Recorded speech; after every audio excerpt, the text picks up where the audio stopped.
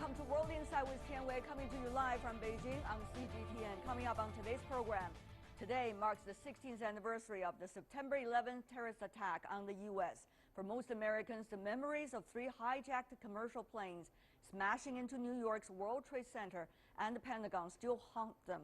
Right after the horrific attacks in 2001, the U.S. launched the war on terror. However, things did not improve for global security. Starting from 2012, another terrorist group known as ISIL also rose to power.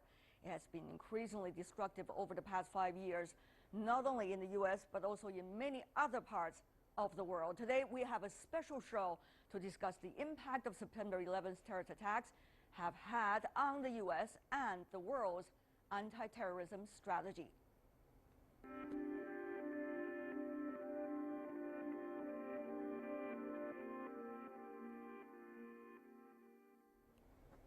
To explore this topic further, we are joined by my colleagues from America and Africa.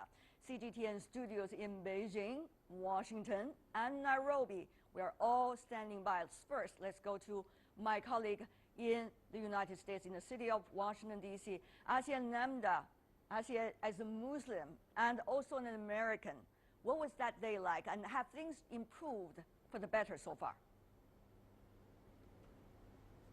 Well, Tian Wei, I have to tell you, as a journalist first, it was one of the most heart-wrenching and difficult stories I've ever had to cover. I was at CNN at the time, and the level of confusion and chaos for all of us working that day, not really knowing what was happening, was probably the hardest part. Then the realization that America was indeed under attack, and the shock and horror and the sense of that we were all in the same boat. And as a Muslim American, as an Iranian American, I was incredibly proud, because that day it did not matter where you were from. Your religion and your ethnicity did not matter.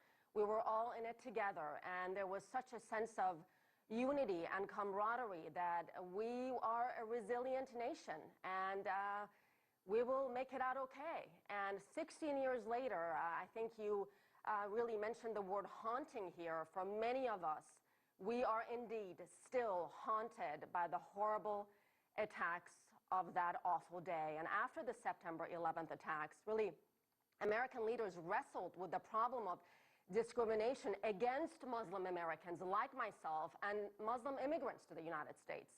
16 years later, immigration is still a contentious issue, not just for Muslims, but also for immigrants from South and Central America. CGTN's Jessica Stone reports. The enemy of America is not our many Muslim friends. It is not our many Arab friends. Our enemy is a radical network of terrorists and every government that supports them. Just 9 days after the September 11th attacks, then President George W. Bush laid out the difference between those who profess the Muslim faith and the radical terrorists who kill in its name. He intentionally avoided using the term radical Islamic terrorism. We are also taking strong measures to protect our nation from radical Islamic terrorism. Times have changed, and so has White House rhetoric. It was a sign of things to come.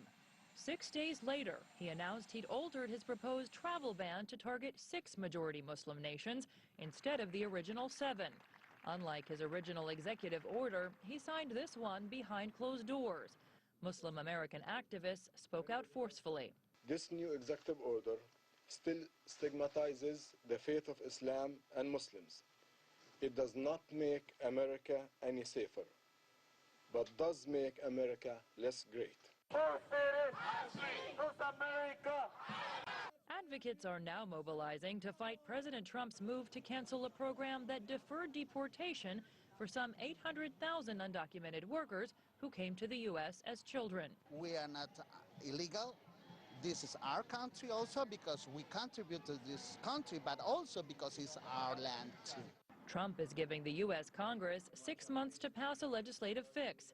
But Trump's critics on this issue say the chances of that happening are slim. Well, I would have hoped that the president had done it differently, but I think that this is what we have to deal with, and we can make something good out of this.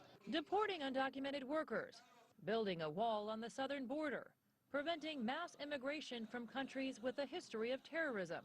They were all campaign promises that helped propel Trump into the White House.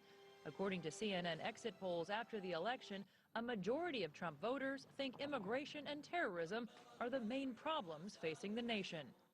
While President Donald Trump says he loves the undocumented workers who came to the United States, he ultimately sided with immigration hardliners inside his administration as well as inside his voting base. He'll next move on to try to fulfill another campaign pledge, that of building a southern border wall. Jessica Stone, CGTN, Washington. As far as President Trump's travel ban, the U.S. Supreme Court, the highest court in the nation, will hear arguments next month. Tianwei? Thank you, ASEAN. Thank you.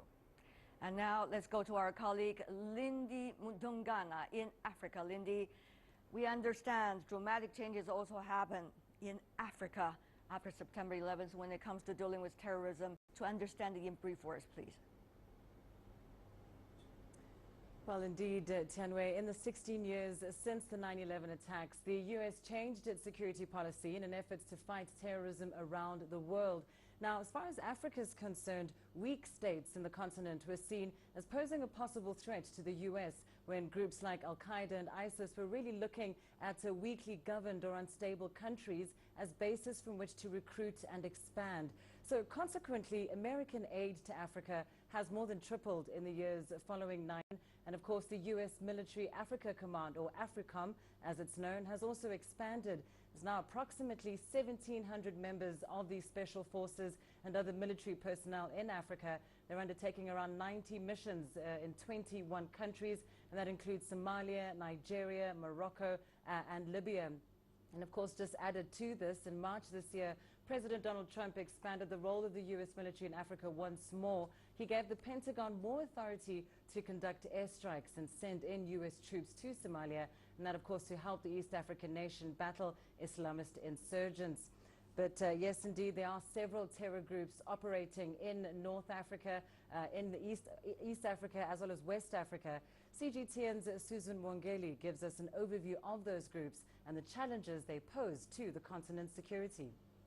Let's begin in North Africa, where ISIL is the newest and biggest threat in the region. The group operates in Libya.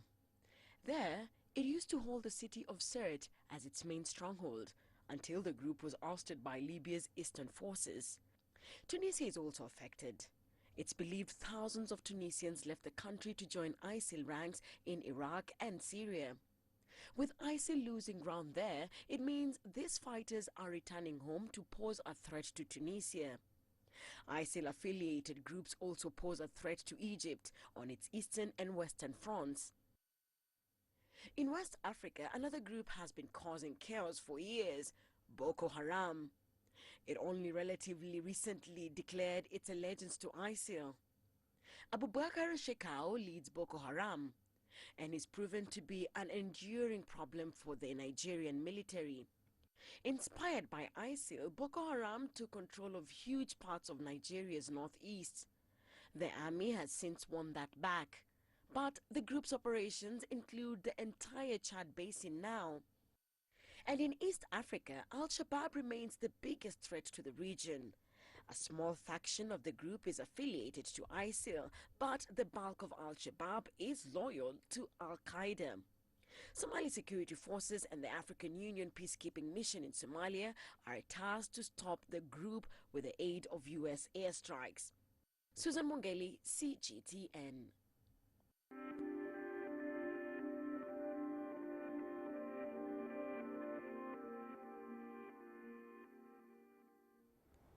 You're watching a special program of World Insight, 16th anniversary of September 11th.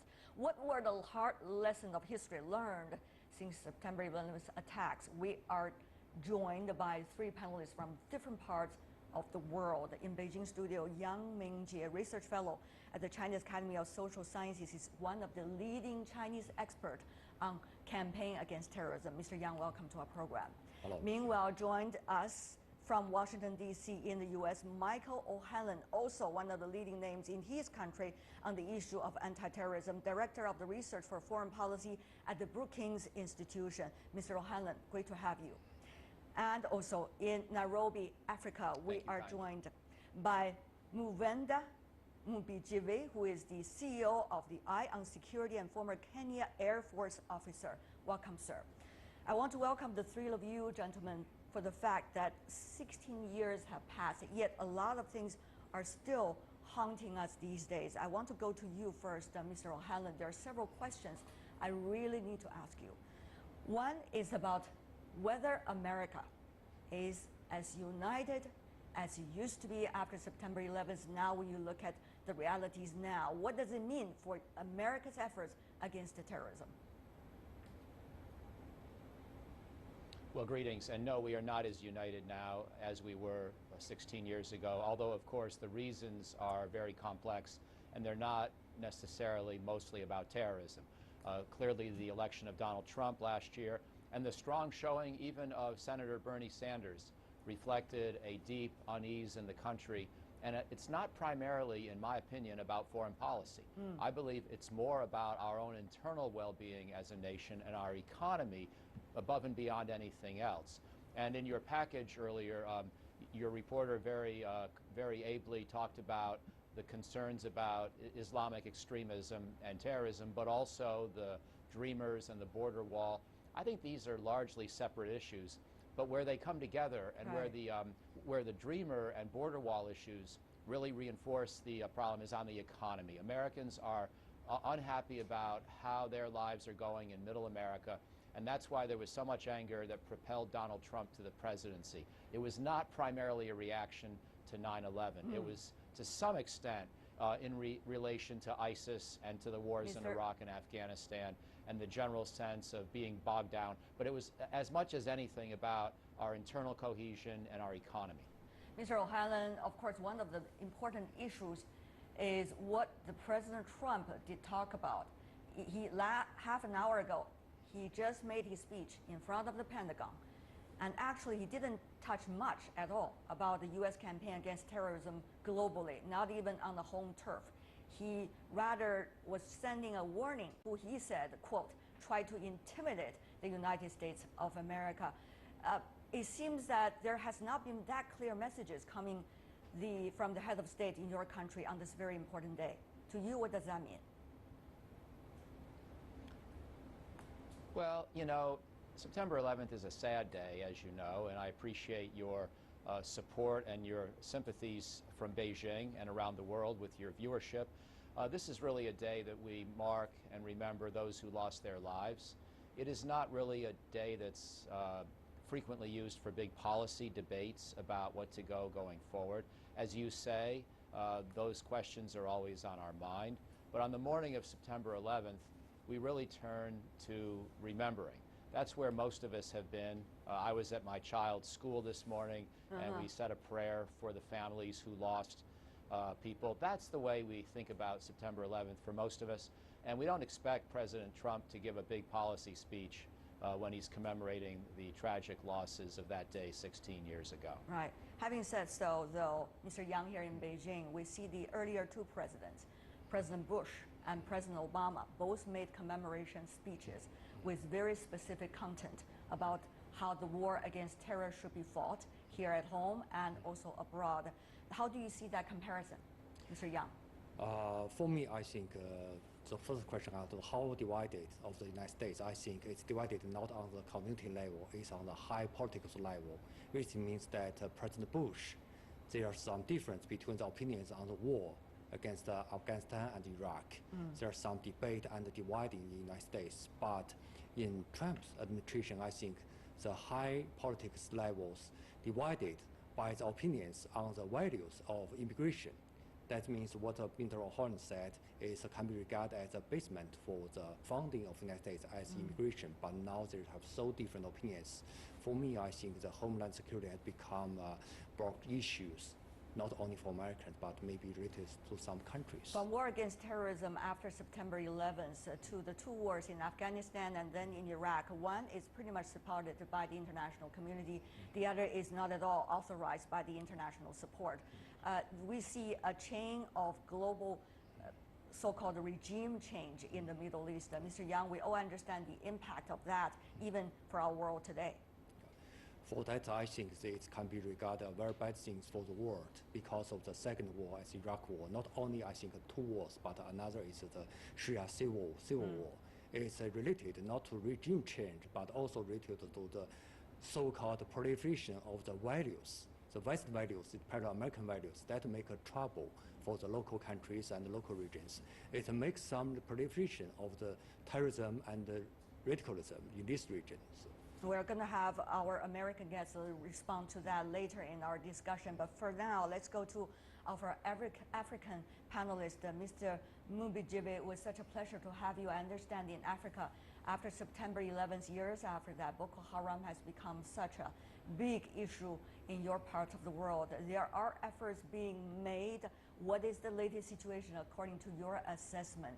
When it comes to global cooperation of terrorism, what role can Africa play? Thank you very much. Indeed, today is a sad day when we remember what happened, 16 years ago in America.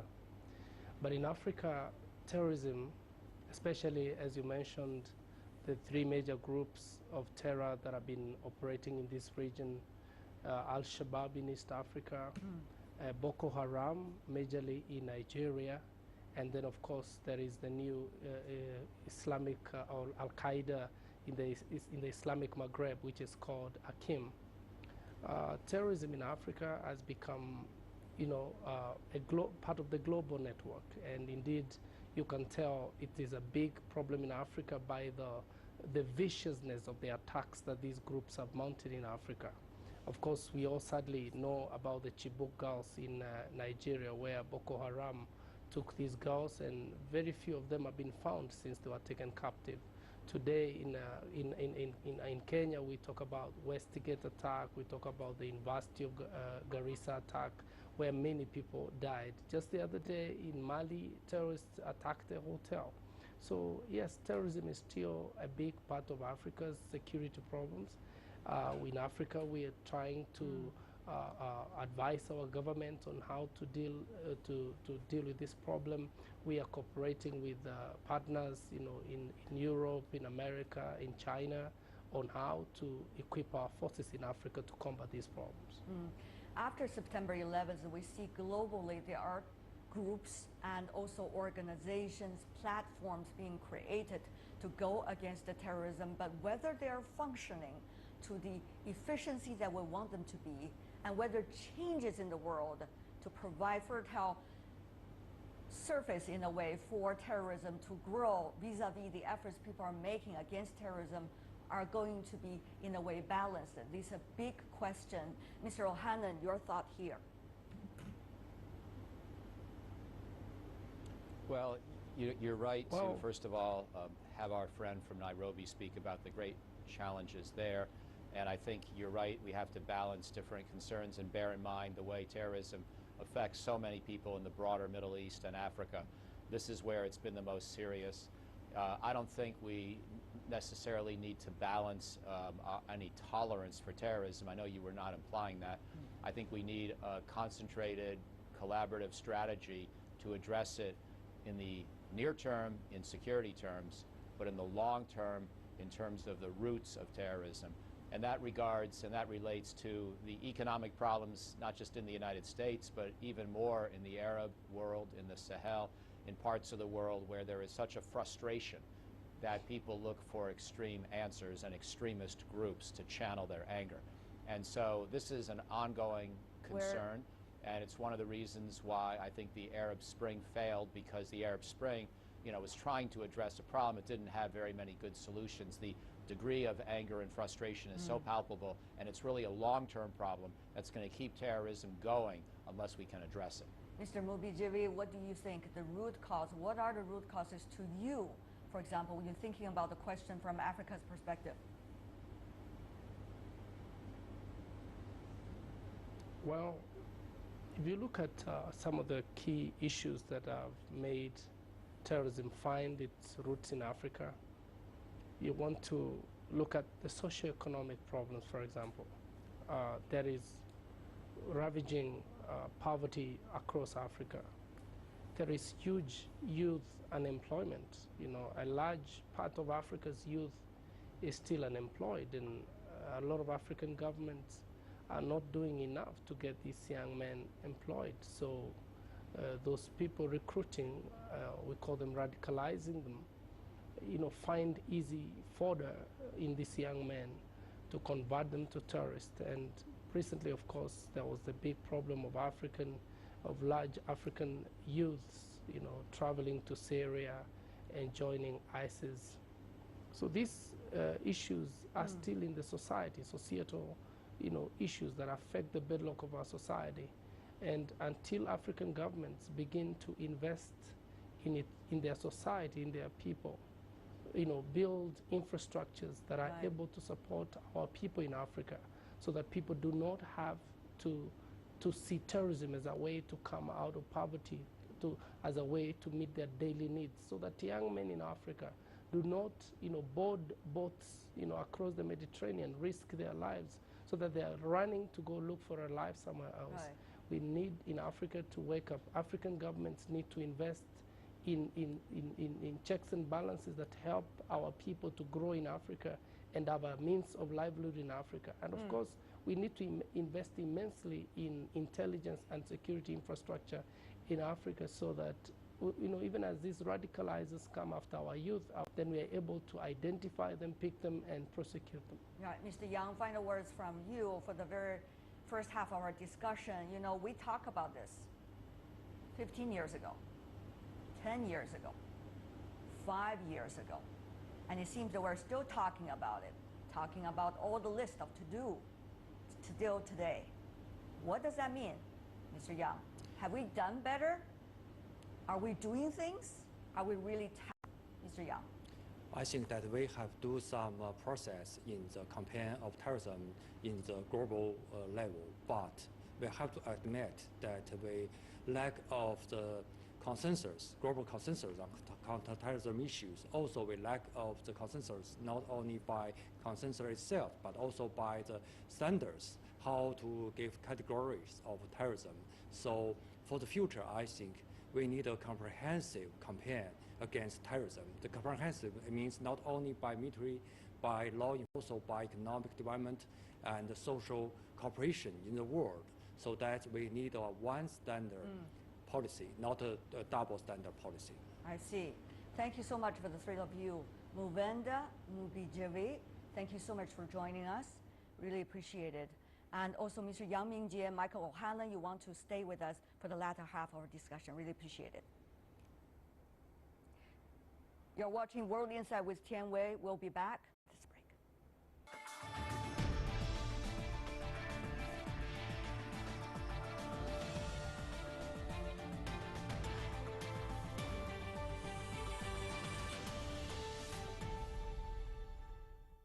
Welcome back. You're still watching a special program, World Insight with Tian Wei. We are covering September 11th anniversary, 16 years on. In this segment, we are joined by two of our correspondents, John Terrett in New York in the U.S. and Dan Williams in Barcelona, Spain. First, let's go to John Terrett from the city of New York.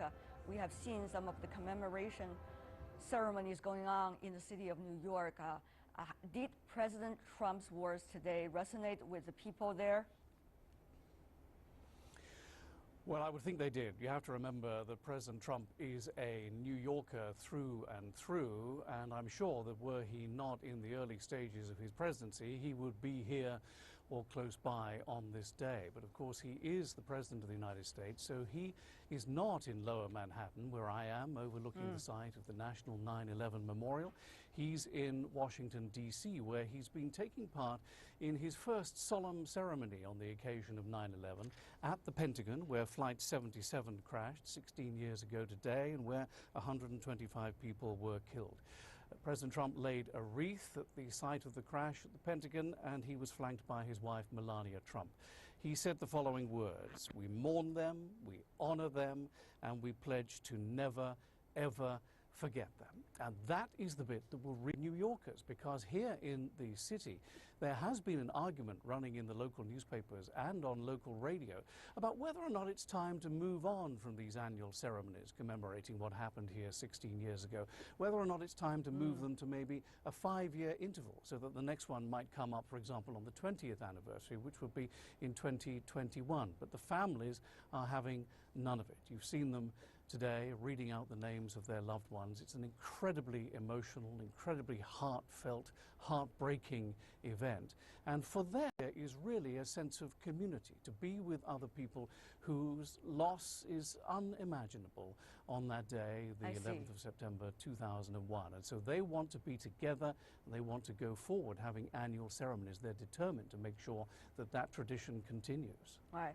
This is a very special year for the U.S. Of course, we see a lot of things going on in your country, in New York City as well. But of course, there are elections coming up for the next year. You see a country very much coming with all kinds of voices. What would this mean for the remembrance itself, as you mentioned earlier, and also for the measures being taken, whether it's against the terrorism or bringing the country together in the near future? John. Well, this is, of course, an event that affected people of all races and all creeds. I mean, there were almost 3,000 people killed on this day 16 years ago. So the definition of the people who are here today mourning, and at the Pentagon and in Shanksville abroad, in a sense, this day really brings Americans together in a way that the political process doesn't seem to be able to do so at the moment. I mean, one of the things that I think is incredibly different this year, which I've not noticed before, is this sense of 9/11 being a day of service. Now, it's not new. They have tried this before, but this year they're really pushing the envelope and making sure that people know that this day is a chance to get out there and do some public good, to pay it back. And today at the New York Stock Exchange at 9:30 local time, the opening bell was rung by the co-founders of the 9/11 Day of Service. And right now, just down the river from where we are here in Lower Manhattan, is a huge museum. It's an aircraft carrier known as the USS Intrepid. And on board that right now are hundreds of New Yorkers who are simply together on this day of service, and they are bagging food to go to the victims of Hurricane Harvey and now Hurricane Irma in Florida. So I think that's a pretty big change on the ground here in New York, this sense of not just remembering those who died, but doing something actively that is good for other people. All right.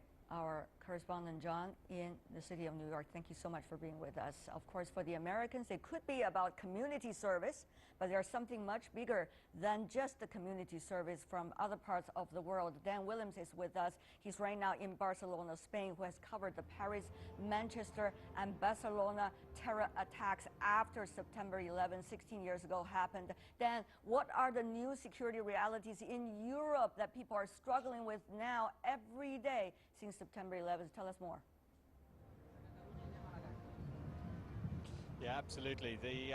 Obviously a lot has changed across Europe since those terror attacks, and certainly here at the moment, people in Barcelona are celebrating their national day, National Catalonia Day. But of course, just a few square was full of people mourning following the terror attacks here in Barcelona as well as in Cambrils that took the lives of 16 people. Spain is no stranger to the horrors of terror. Of course, in 2004, the Madrid Atocha bombings there claimed the lives of 192 people. Of course, that was a coordinated attack during the key rush hour, peak hour in Madrid. Since then, Spain has invested heavily in security forces, and since 2015, the country has been on a terror threat level of 4 out of a possible 5.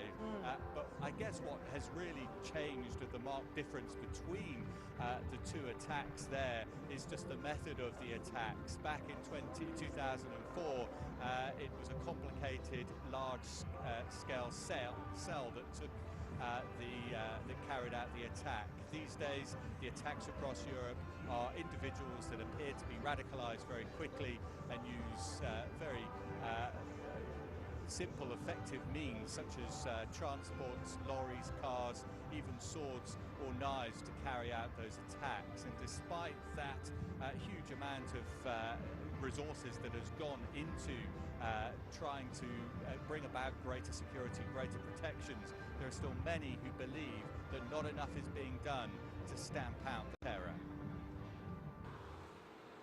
A heightened police presence greets tourists at Madrid's popular attractions. Spain is a country still on edge following last month's terrorist attacks in Catalonia, which killed 16 people. Spanish police have arrested about 200 people since raising the security alert to 4 out of a possible 5 in 2015. Terrorism is something that is on mutation. It's mutating all the time. If they know that they are being persecuted through the net or through the internet, they are going to change the mechanism, 13 years ago, Madrid suffered one of Europe's deadliest attacks. The Atocha train bombings claimed the lives of almost 200 people. Ever since, Spain has invested significantly in security and intelligence gathering. But some organisations, like Club de Madrid, a group that consists of former heads of state, focuses on the root causes of radicalisation. We have to look at the whole issue of radicalization and understand it. It's visible in the communities, but also online and in the media. Prayer time at Madrid's vast central mosque. The attacks last month in Barcelona and nearby Cabrils were followed by isolated anti-Muslim incidents in Spain, although not as many as some had feared. Spain is a country of mutual respect, a country of peace and tranquility. What happened was rare, and we hope it won't happen again. The terrorism last month has raised a number of questions. Spain, like other countries, is still searching for the answers.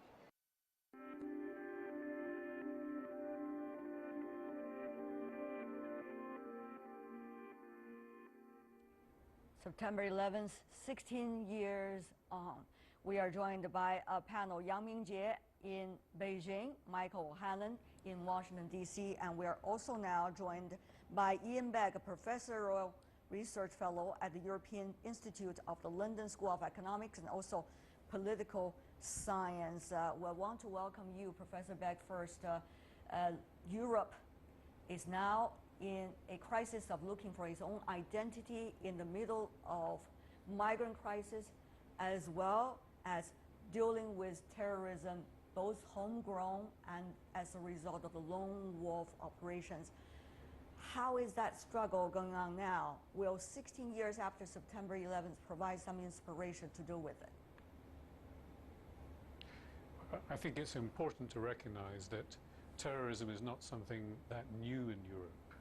In the UK, we had the Irish Republican movement. In Spain, they had the Basque separatist movement. France had a series of attacks on, for example, Jewish communities. Germany had the Baader-Meinhof gang, and Italy had the Red Brigade. So it's a phenomenon that has been there for many years. Now, the big challenge in Europe is to balance civil liberties, which are very much valued in Europe, and sufficiently intensive scrutiny of what goes on to stop future terrorist activities. And that balance is one which shifts a bit when you find the new phenomenon of people prepared to kill themselves in the interests of terrorism, whereas in the past, terrorists wanted to detonate something, the bomb, and then escape. That's the new bit of all of this, sometimes struggling to deal with. A lot of events happening since September 11th as a result of geopolitical changes, for example, on the Syria crisis, has provided fertile land for terrorism even to grow, as some say. Mr. Begg, from European perspective, what can be done, particularly involving Europe, the United States, and other players at this point? Well, I think a clear part of it is going to be cross-border collaboration in intelligence sharing, in finding ways of countering the messages of these days, the jihadi movements, but also in having a very rapid response when things happen. We saw that quite recently in London when the London Bridge attacks happened. The terrorists were surrounded by police and killed within a few minutes of the incident starting. Now, that's not to diminish the cost it had for those who were involved, but there is now a capacity at European level and at national level to deal with this. talking about the immediate response, Mr. O'Hanlon, strategic trust among all the countries to fight against terrorism extremely important. Do you think that trust has been rising or the other way around since September 11th? Well, I actually think that trust has been fairly solid and sustained throughout thick and thin, even when there have been some very high-level political disagreements that you're well aware of. For example, the invasion of Iraq by a U.S.-led coalition that most Western European allies and most other countries did not support. Even then, counterterrorism cooperation was generally good. Yes, there are debates about how to access various kinds of databases, how to put restrictions on social media or not. There are some high-level policy debates, but for the most part, when you get to counterterrorism collaboration, countries around the world, and certainly countries in Europe and the United States, have worked together remarkably well because they recognize that the near-term direct threat by extremists is something we all have a very powerful interest in countering, and that requires active information sharing on an ongoing basis. So for that specific question and that specific issue, I think cooperation has been good continuously since 9/11. Mr. Yang, your thought? I think that the process made by also with the United States is not only coordination between different countries, but also the coordination among different departments of governments. For example, in some European countries, they began to establish the coordination mechanism involving intelligence, law enforcement, and even some lawmaker department in the process, the joint process to campaign against terrorism. Another process, I think that they are beginning to pay attention on the contents of ideology propaganda in the website. For example, like in France, in Britain, they have raised some issues against the so-called internet terrorism. Mr. Begg, of course, we have heard those stories, let's just say, from the UK as well, how those messages are being spread around through the internet. Do you see some of the very practical ways of dealing with it? Have they been successful, Mr. Begg?